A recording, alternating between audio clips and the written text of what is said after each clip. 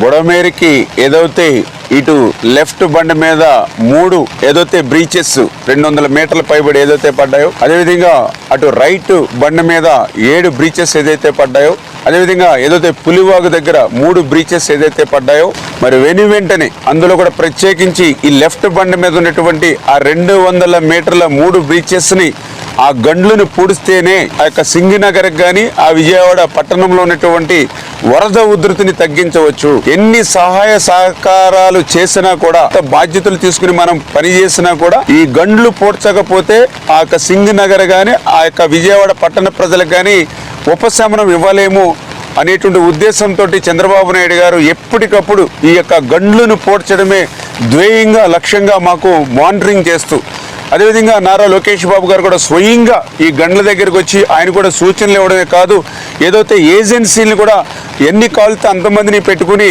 ఈ ఎంత ఎక్విప్మెంట్ కావాలంటే అంత ఎక్విప్మెంట్ కూడా ఆయన ఎప్పటికప్పుడు మాకు అందిస్తూ ప్రతి 1 అవర్ కూడా క్లోజ్ మానిటరింగ్ చేస్తూ ఉన్నారు.